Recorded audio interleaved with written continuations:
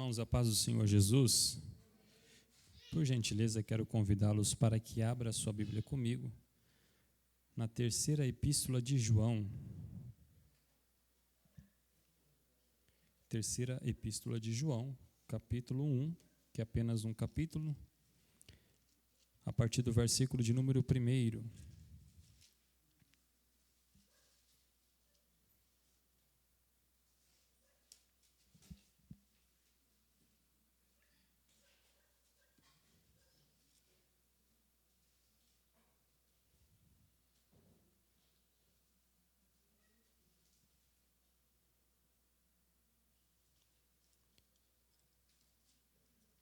Todos encontraram? Amém?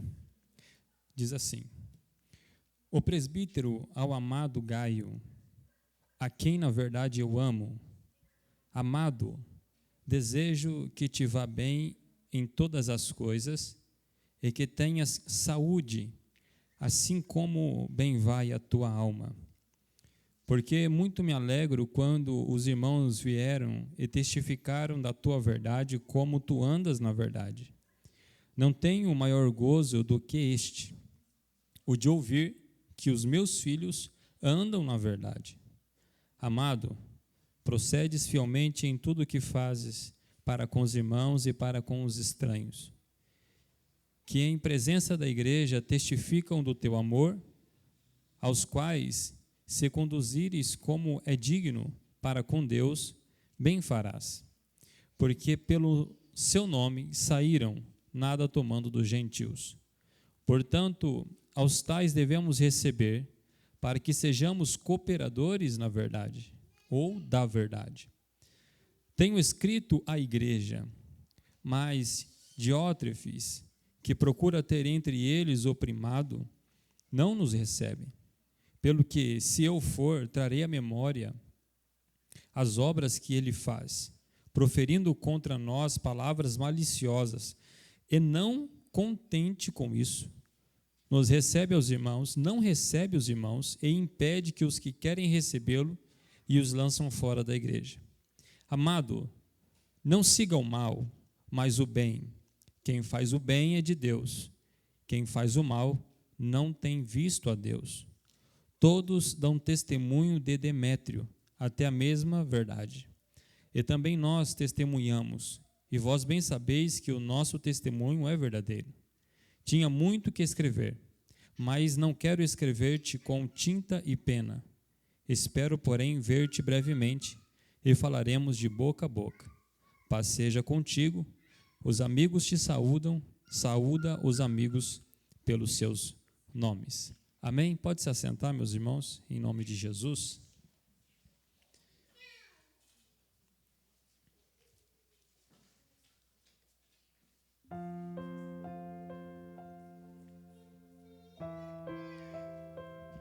É interessante porque nunca tinha parado para fazer esta leitura dentro de uma epístola tão pequena, né?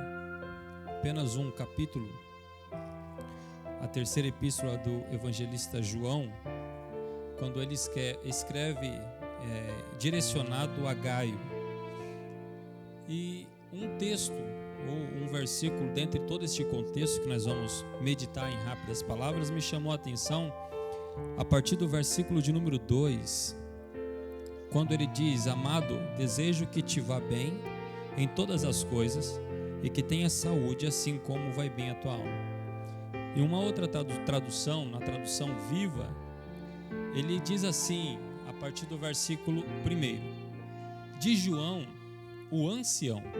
Então nós percebemos que, na verdade, o apóstolo João, na sua idade, na sua velhice, ele escreve esta carta trazendo alguns elogios a Gaio, mas também aplicando a ele uma vacina preventiva sobre um contexto preocupante que estava acontecendo na igreja por parte de um irmão, e ele vai usar como algo preventivo na vida desse apóstolo. Mas na tradução Viva diz assim: de João o ancião, para o querido Gaio, a quem amo verdadeiramente. Aqui, meus irmãos, só parando um minuto, porque não vou nem fazer alguma aplicação sobre isso, mas é interessante porque nessa epístola não se vê escrito o nome Jesus ou Cristo. Não tem esse nome, ou o nome de Jesus ou Cristo escrito na epístola de João. É uma carta diretamente escrita a um dos seus amados amigos. Porém, a estrutura dessa epístola está baseada neste versículo chave, quando João, ele profere as duas palavras, amor e verdade. Você vai perceber nesse único capítulo que João fala muito sobre esses dois pilares, amor e verdade. Então nós não vemos o nome Jesus escrito, mas nós podemos observar que João fala sobre amor e verdade. Meus irmãos, é assim, às vezes não é necessário falar, basta viver. Eu ouvi uma frase, eu não me lembro aonde foi que eu ouvi, mas me calou ao meu coração. E esta pessoa, ele falou assim: pregue, se preciso for, use as palavras. Porque na verdade a nossa vida, ela é uma mensagem dita a todo momento, a todo instante. Então quando nós agimos em amor e em verdade, nós estamos, através dessas ações, anunciando Jesus como Salvador. Jesus Cristo, ele disse assim em suas orações, ele disse: Pai, eu peço para que eles sejam um, para que o mundo saiba que o Senhor me enviou. Então uma maneira de nós anunciarmos a Jesus também é a respeito da unidade, do amor, da verdade, que é a base fundamental que nós temos em Jesus Cristo. Então, neste primeiro versículo, ele diz assim: o ancião João escreve a Gaio, a quem na verdade eu amo. Então ele vai falar muito sobre o amor e a verdade. E ele diz assim, no versículo 2: querido amigo, estou orando para que tudo esteja correndo bem e que o seu corpo esteja tão sadio como eu sei que a sua alma está. Eu fiquei impressionado com este texto, porque sobre a construção, na verdade, é interessante a gente fazer uma pequena construção, porque a terceira epístola de João foi escrita também por ele, João, que se refere a si mesmo como o presbítero. Em algumas traduções vai estar o presbítero, e outras traduções o ancião, ou algumas outras até mesmo João. Ela está intimamente relacionada com a primeira e segunda epístola de João, no sentido de que elas lidam com assuntos similares e foram todas elas escritas aproximadamente na mesma época. João endereçou esta carta a Gaio, um líder de uma congregação local, que João provavelmente havia ajudado a estabelecer. O propósito desta epístola era encorajar Gaio a continuar colaborando com aqueles que estavam transmitindo o evangelho e ensinando a verdade. Então havia uma participação muito importante deste líder chamado Gaio dentro da igreja. Se os irmãos prestarem atenção na leitura, ele era um hospedeiro. Ele era uma pessoa que hospedava os irmãos, os pastores, missionários que passavam por ali, e ele hospedava em sua casa e cuidava dessas pessoas.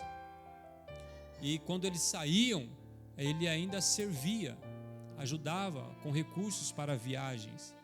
E até João vai chegar a dizer que esses pastores, quando eles iam para as congregações ou missionários, eles citavam o nome de Gaio pela importância. Eles dizem: olha, o amado Gaio, quem nos recebeu. Porque na época os missionários preferiam se hospedar em casas, não nas hospedarias, porque havia-se muitas coisas a qual impedia para que eles permanecessem em uma hospedagem.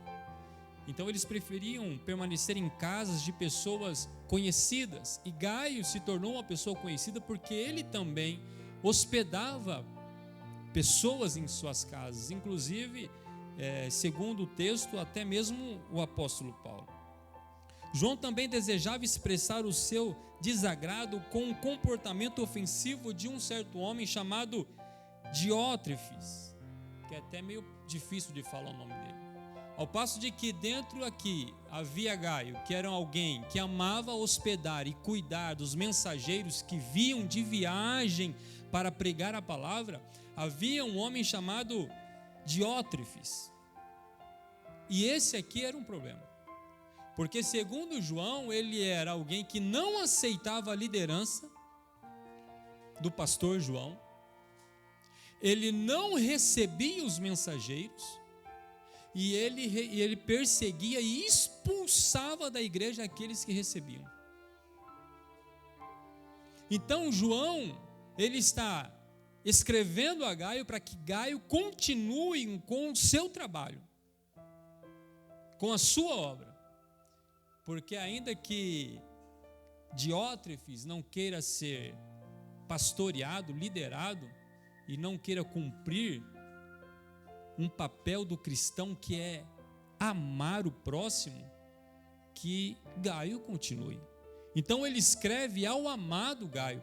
Meus irmãos, sabe qual é o grande problema? O problema é assim, que Diótrefes é aquele que não faz e também não deixa os outros fazerem. O maior problema é esse, quando nós encontramos aqueles que não faz e quando se levanta alguém para fazer, ele também não quer que faz. Ao ponto de que ele perseguia, meus irmãos, e expulsava da igreja aqueles que queriam hospedar em suas casas os viajantes e os missionários que pregavam a palavra de Deus. Então havia uma grande preocupação na vida do apóstolo Paulo sobre isso. Falando um pouquinho sobre Gaio, quem era? Originário da Macedônia, Gaio era um dos companheiros de Paulo, que foi preso durante um tumulto em Éfeso, Atos 19, 29. Ele também estava entre os que acompanharam Paulo a Jerusalém, talvez como um oficial representante de sua igreja em Derbe. Eu fui um membro do grupo que esperou Paulo em Troade. Gaio foi batizado por Paulo em Coríntios, no capítulo 1, no versículo 14 de primeira carta aos Coríntios. A sua casa era usada como local regular de encontros de congregação. Na verdade, Paulo hospedou-se com ele durante suas visitas em Corinto. João está elogiando Gaio pela sua hospitalidade, também expressando o seu desejo de vê-lo em breve. Então veja bem, João está dizendo assim, olha, existem palavras que na verdade eu quero dizer a você, mas não por penas e tintas, mas eu quero estar com você, perto de você. Sabe aquela pessoa que a gente quer ter por perto? Essa pessoa era Gaio. João desejava ir à casa dele, porque ele era alguém que recebia bem as pessoas. Você já teve a oportunidade de entrar numa casa onde parece que você não é bem recebido? Meu Deus do céu, irmão, é a pior coisa que tem. A gente que trabalha, entra e sai na casa de pessoas, entra e sai nas casas de pessoas, entra e sai, entra e sai, entra e sai, entra e sai. Tem casas que a gente entra que nem um copo de água a pessoa oferece. Você pode estar suando, mas nem água oferece. Aí você entra na casa de outras pessoas que até café da tarde, 4 horas da tarde, não, para o que você está fazendo, e vem tomar café. E vem numa bandeja pão, suco. Aí, meus irmãos, o que era para terminar em um dia, nós terminamos em 2. Porque nós quer voltar naquela casa, porque a gente foi bem recebido naquela casa.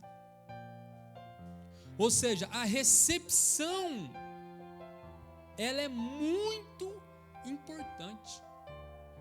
Porque quando nós somos bem recebidos, nós queremos voltar. Ao passo de que estar do lado de alguém que não nos recebe bem, você não quer mais entrar naquele lugar. Se você entrar numa loja, num comércio, se você não for bem recebido, não é pela roupa que você não vai comprar, nem pelo preço que foi colocado, mas é pelo atendimento que foi lhe dado, é ou não é? Agora, quando você entra num lugar, pode ser um pouco mais caro, mas se você for bem recebido, você compra. Porque é importante o acolhimento e receber as pessoas. Se nós aplicarmos este contexto dentro da congregação, nós vamos perceber que um papel importantíssimo para nós é justamente esse: receber as pessoas, ao passo de que elas saiam daqui dizendo: eu quero voltar naquela igreja, porque eu fui muito bem recebido. Tem Gaios aqui nessa noite, meus irmãos? Pode dizer um amém? Que nós possamos externar o amor e a verdade através de nossas atitudes. Então Gaio era aquela pessoa que João desejava conversar com ele, trocar uma prosa, né? Nas linguagens dos jovens, trocar uma ideia, parar, bater um papo. Esse era o desejo de João. Ao passo de que João queria conversar com Gaio, João também fala que ele queria conversar face a face com Diótrefes e dizer para ele: Diótrefes, além de você não hospedar, não permitir que os irmãos hospedem, você ainda fala mentiras sobre mim. Então era um problema muito grande, porque além dele ser quem não queria fazer, não deixava os outros fazer, e era um caluniador, mentiroso, que falava as mentiras sobre o apóstolo Paulo. Porém, com todo esse contexto, meus irmãos, que eu trouxe para que os irmãos entendessem sobre qual era o assunto tratado dentro dessa epístola tão pequena, mas que enriquece a nossa vida se nós colocarmos ela em prática, me chamou a atenção o versículo 2, porque eu fiquei assim, impressionado, porque aqui na verdade não é um evangelho da prosperidade, não é que João está desejando a prosperidade financeira de Gaio, não é isso, até porque nem no sentido original da palavra é o sentido da palavra enriquecer-se, mas eu acho lindo a aplicação de João, porque João diz assim, na tradução viva: querido amigo, estou orando por você. Deixa eu fazer uma pergunta aos irmãos, e para mim também. Você já orou pela pessoa que está do seu lado? Porque às vezes a gente dobra o joelho e a gente fica assim, ó. A gente começa a falar com Deus e parece que de repente acabou o assunto, né? Mas aí já aconteceu comigo assim, irmãos. Aí eu comecei a falar, eu vou começar a orar pelos irmãos. Aí eu começo a orar assim: Deus, abençoe a Aline, cuida da vida dela, abençoe os filhos, a casa. Aí de repente eu lembro da irmã Regina, eu começo a falar: Senhor, abençoe a vida da nossa irmã Regina, seu trabalho.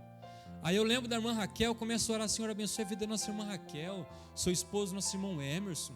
Ó Deus, abençoe a vida do presbítero, nosso irmão Carlos, presbítero, nosso irmão Antônio. E começa a citar o nome dos irmãos, e quando a gente vai ver, a hora já foi, já passou, e de repente a gente já está ali, ó, meia hora, 40 minutos, falando com Deus. E sabe o que eu acho mais lindo na Bíblia? Que a oração feita por um justo, ela pode muito em seus efeitos. João está dizendo a Gaio: eu estou orando por você. Em algumas traduções, algumas traduções diz: eu estou fazendo votos, mas na verdade o sentido aqui é orar. Meus irmãos, vamos orar uns pelos outros, orar para que Deus continue sustentando a família, porque só Deus sabe os embates e as dificuldades que cada um aqui tem nos seus particulares com Deus. Jesus necessitou de um momento de oração com seus discípulos, quando ele estava num momento de angústia, antes de ser crucificado. Ele convida Pedro, Tiago e João para subir, e eles saem a um tiro de distância, e de repente, Jesus vai um pouco mais adiante, e quando ele volta, os três estão dormindo. Jesus desperta eles do sono e diz: nem por um momento podereis orar comigo. É importante nós estendermos o vínculo em oração. Sabe por quê? Porque aí também está ligada a nossa união. Porque, meus irmãos, é tão bom quando a gente está passando um momento difícil na nossa vida, que nós passamos, mas de repente alguém manda uma mensagem para você e diz assim: ó, estou orando por você.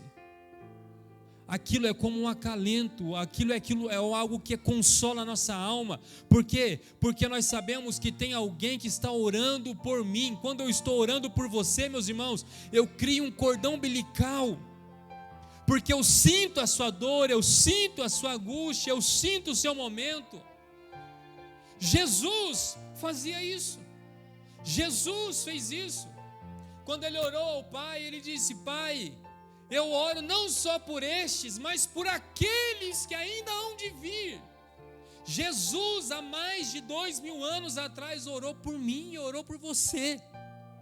Orou por cada um de nós. Porque a oração tem poder. A Bíblia diz que quando Pedro estava preso, prestes a ser condenado à morte, a igreja estava orando por ele. E quando Pedro foi solto, a Bíblia diz que ele bateu na porta do templo, e de repente uma menininha abriu a janela assim, olhou para fora e viu Pedro. Ela fechou a janela, voltou para dentro correndo e falou assim: Pedro está aí. E de repente Pedro entrou para dentro e todos festejaram. Sabe por quê? Porque quando Pedro está preso, a igreja está orando. E quando a igreja ora, Deus, Jesus quebra as cadeias.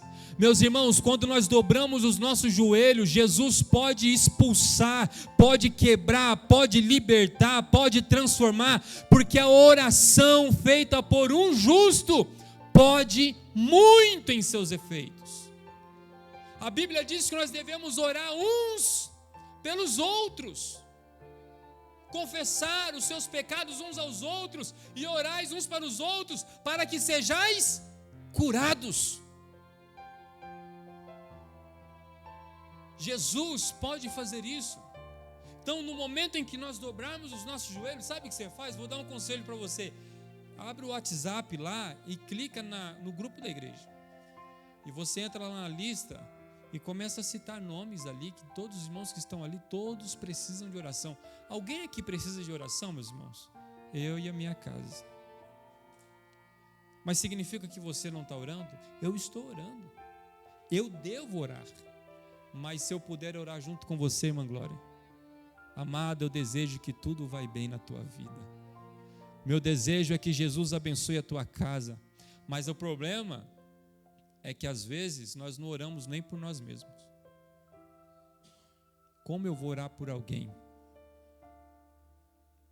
Que nós possamos continuar mantendo esse pilar que trouxe a igreja até onde ela está. Oração.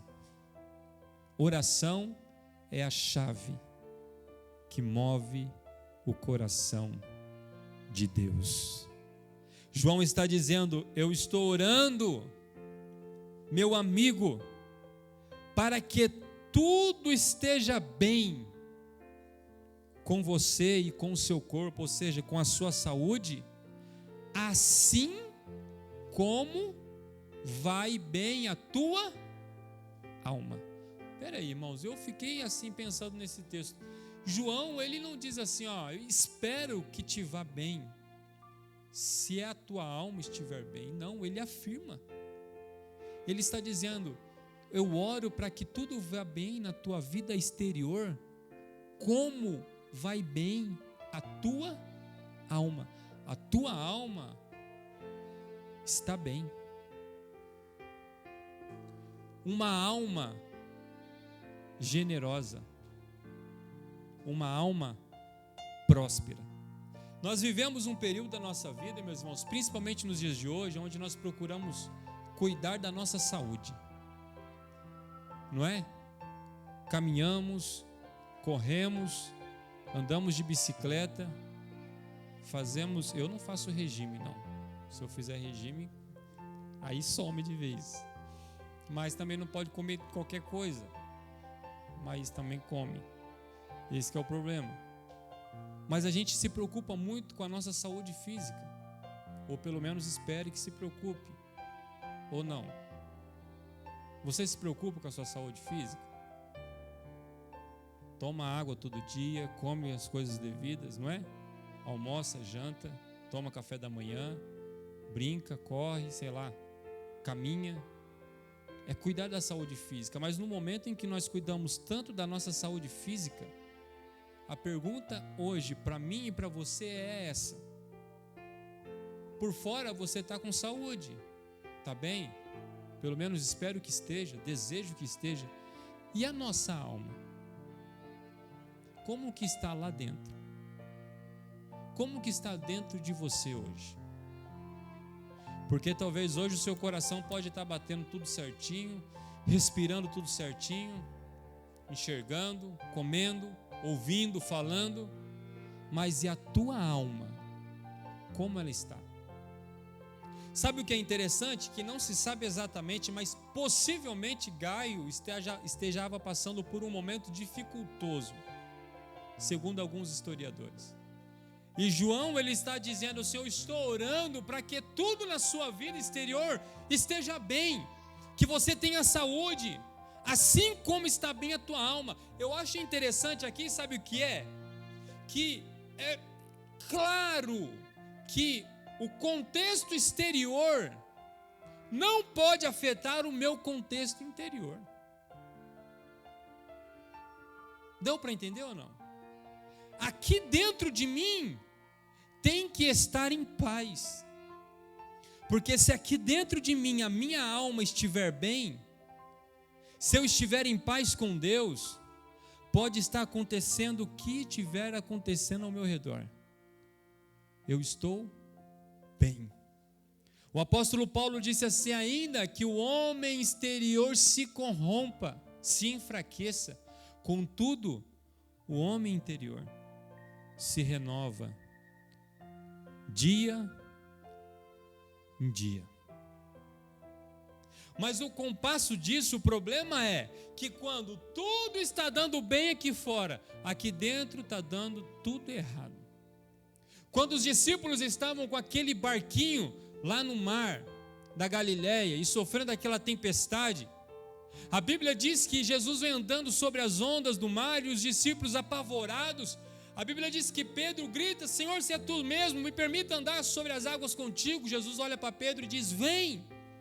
Quando Pedro vem, a Bíblia diz que Jesus vem ao caminho de Pedro, e Pedro ao caminho de Jesus. De repente Pedro começa a afundar. Jesus pega pela mão e diz: homem de pequena fé. Jesus entra no barco, olha para os discípulos e diz: calma. E a tempestade aqui em volta ocorrendo, mas primeiro Jesus estava acalmando o barco, colocando as coisas no barco em ordem. Depois Jesus ia acalmar a tempestade, porque na verdade o maior desespero, a maior tempestade estava acontecendo no coração dos discípulos. Vamos morrer, é 4 horas, 5 horas da manhã, não tem esperança para nós, Jesus não está aqui, vamos falecer. O desespero estava dentro, decorrente ao contexto que estava acontecendo do lado de fora. E talvez essa seja a situação que esteja acontecendo com nós aqui hoje. Talvez a maior tempestade está dentro de cada um de nós, não o que está acontecendo do lado de fora. Mas faço minhas hoje as palavras de João: espero que te vá bem, assim como vai a tua alma. A nossa alma, o nosso interior tem que estar bem, saudável, próspera. Esse é o desejo de João, e também é o meu, e aqui é o desejo de Jesus. A nossa alma tem que estar bem. Não preciso do contexto exterior para mim estar bem no meu interior. O apóstolo Paulo vai dizer assim: aprendi-me a contentar-me com tudo. Sei ter muito, também sei ter pouco. Sei ganhar, sei perder. Em todas estas coisas, sou mais do que vencedor. Existe dentro do coração desse apóstolo uma certeza de que eu posso estar passando o que eu estiver passando, a minha alma é próspera.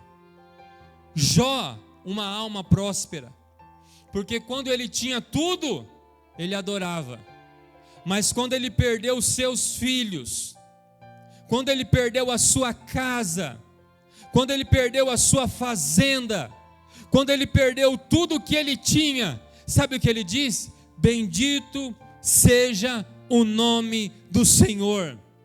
Aqui dentro de Jó estava bem resolvido com Deus. Nessa noite o Espírito de Deus está ministrando ao nosso coração que primeiro haja prosperidade dentro de nós, para depois haver prosperidade fora. Porque existem muitas pessoas que têm muito, mas são pobres de alma, não têm alegria, não têm paz, não recebem bem as pessoas. Sabe como João viu a prosperidade da alma de Gaio? Quando ele fala que Gaio procedia fielmente. Quando ele fala que Gaio agia em amor, no versículo 6, testificaram do teu amor. Sabe quando ele viu a prosperidade da alma de Gaio? Quando ele fala sobre o testemunho da verdade, o testemunho que você está dando. Permaneça fiel. Sabe quando ele fala da prosperidade da alma de Gaio? Quando ele fala no versículo 5, amado, procedes fielmente em tudo que fazes para com os irmãos e para com os estranhos, em que na presença da igreja testificaram do teu amor, ao quais conduziram como é digno para com Deus, bem farás, porque quem faz o bem se parece com Deus. Uma alma generosa, uma alma próspera, uma alma cheia da presença de Deus, ela só faz o bem, ela age em amor. Uma alma próspera se preocupa com o próximo. Uma alma próxima se preocupa com quem está do lado. E sabe o que João está dizendo para Gaio? Cuidado, continua fazendo o bem e não tome como exemplo aquilo que é mal, feito por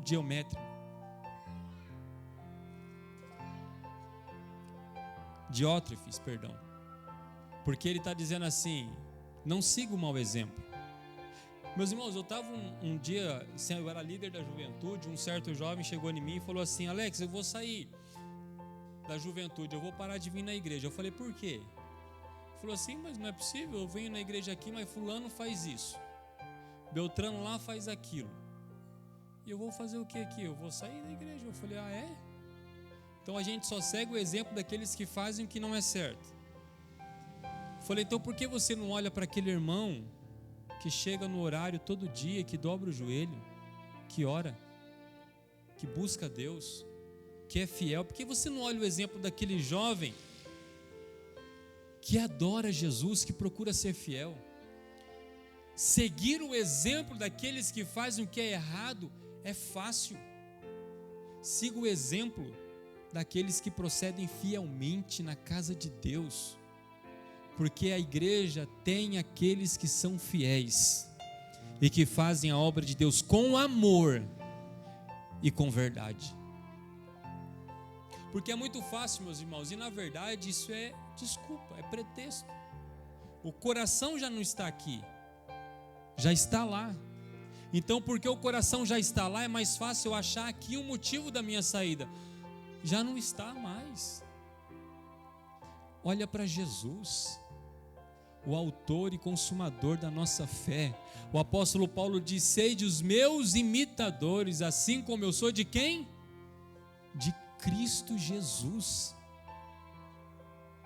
Meus irmãos, eu me lembro que quando jovem, eu olhava para os pastores no púlpito e eu desejava ser como eles. Eu falava, eu quero ser como esse pastor aí, mas quero pregar a palavra, eu quero sentar no púlpito, eu quero fazer isso. E procurei seguir esses exemplos que estão na igreja. Nós temos aqui inúmeros exemplos, pastor Orlando, que não está podendo vir por conta dessa epidemia, um grupo de risco, não é? Mas é um exemplo a ser seguido. É um homem que procede fielmente à casa de Deus, assim como muitos e muitos irmãos. mas é muito mais fácil nós se ater àqueles que erram e que falham. Irmãos, igreja é lugar de pessoas perfeitas? Não é? O pastor uma vez falou assim: se encontrar uma igreja perfeita, não entra, porque a gente vai estragar ela. Nós não encontraremos igreja perfeita, mas nós encontraremos aqueles que querem ser fiel a Jesus, que mesmo errando, se arrependem, se arrependem, mas procuram estar aqui, na presença do Senhor Jesus. Este era uma das preocupações de João, para que Gaio seguisse o exemplo, continuar sendo um homem hospedeiro, amável, que cuida dos mensageiros e dos missionários. Agora, uma alma generosa, meus irmãos, a gente quer estar sempre por perto. Não é uma pessoa amarga, uma pessoa que expulsa por de perto. Não, a gente quer estar sempre por perto. Fato é que nós vamos encontrar Zaqueu, um homem que tinha tantas riquezas, mas era pobre de alma. O texto vai dizer que ele levava para si dinheiros quando cobrava os impostos, mas um dia ele encontrou alguém que enriqueceu a sua alma, e ele entendeu que a maior riqueza que eles têm aqui dentro. Ele disse: Jesus, se preciso for, eu devolvo 4 vezes mais aquilo que eu roubei, mas eu quero que o Senhor permaneça na minha casa, na minha vida. Ah, meus irmãos, nós podemos não ter muito dinheiro, não. Nós podemos não ser ricos, podemos não ter uma conta gorda no banco, mas a nossa alma está farta da presença do Senhor Jesus na nossa vida. Sabe por quê? Porque o dinheiro pode comprar aquele relógio, mas ele não pode comprar o tempo. O dinheiro pode comprar a cama, mas não pode não te dar o sono.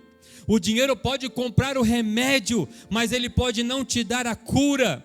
O dinheiro pode comprar os médicos, mas ele não pode trazer a vida.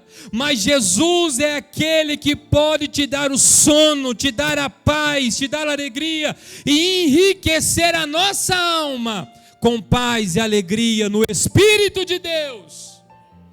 Porque a Bíblia diz que o reino de Deus não é comida e nem bebida, mas é paz, justiça e alegria no Espírito. O apóstolo Paulo, ele vai dizer que esta leve e momentânea tribulação não se pode comparar com a glória que um dia em nós há de ser revelada. Uma alma farta é aquela que tem dentro de si as convicções de que não importa o que esteja acontecendo fora, ela tem o que ela precisa: Jesus. Que nós possamos buscar em Deus a fartura para a nossa alma, porque é ali, é exatamente ali que acontecem os maiores conflitos. Você vai encontrar muito na Bíblia o salmista conversando com a sua alma. Meus irmãos, a alma é o lugar de sentimento, é onde sentimos, expressamos. João está dizendo a Gaio que você tenha saúde por fora, assim como a tua alma está bem. Como está a nossa alma nessa noite? Será que ela está com fome? Porque alimento aqui está tendo. Aqui, graças a Deus, todos os cultos o Senhor tem mandado para nós alimento do céu. Será que ela está com sede? Aqui está a água que jorra sem parar. E essa água se chama Jesus. Dinheiro não é tudo, mas a presença de Jesus é tudo o que precisamos para viver. Amém, meus irmãos? Vamos ficar em pé em nome de Jesus. Quero fazer uma oração com você nessa noite.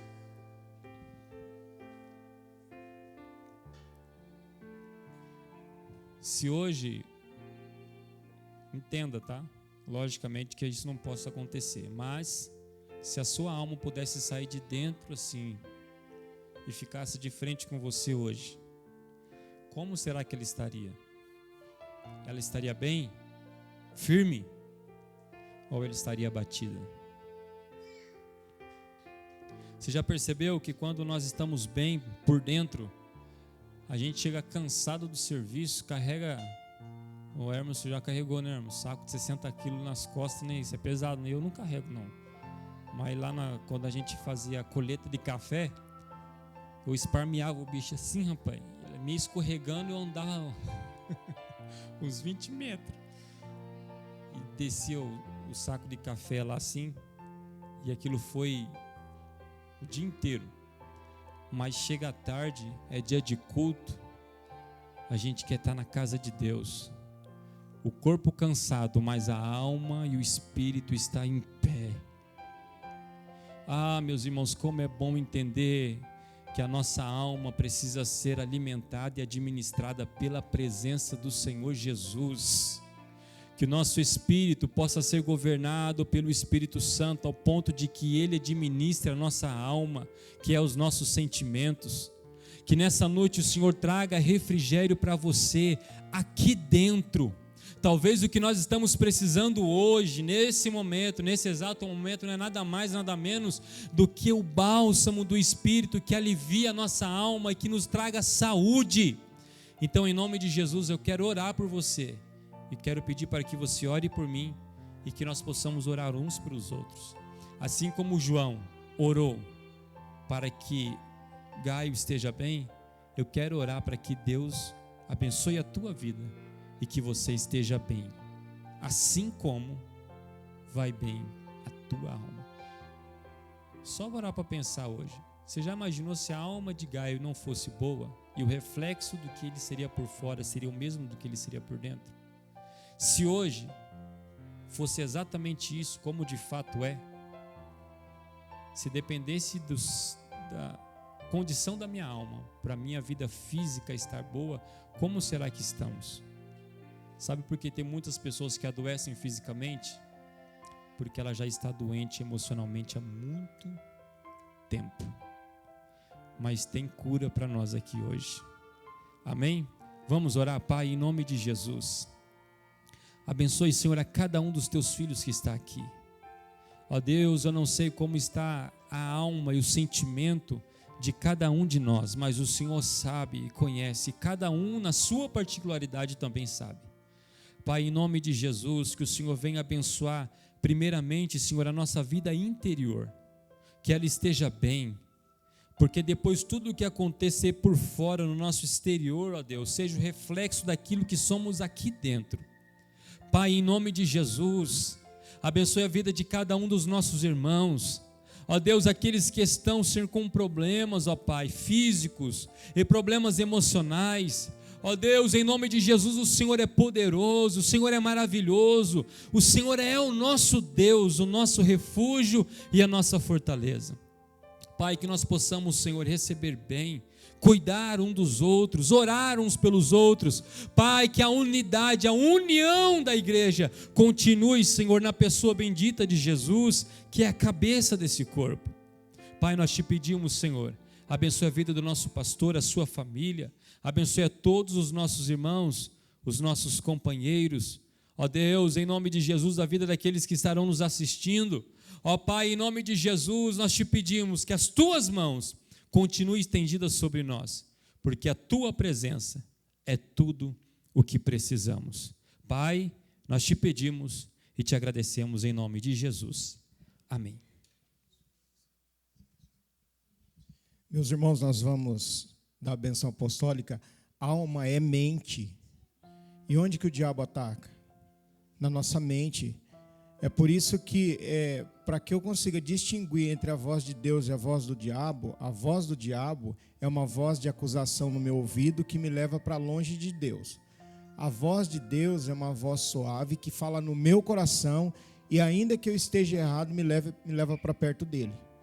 Então, para eu identificar qual é a voz que está falando, se é a voz de Deus ou se é a voz do diabo, está me levando para perto de Deus. Se estiver me levando para perto de Deus e falando ao meu coração, ainda que eu chore, é a voz de Deus. Se é aquela voz acusatória que sugere que eu seja um lixo e eu repito que eu sou um lixo, é a voz do diabo.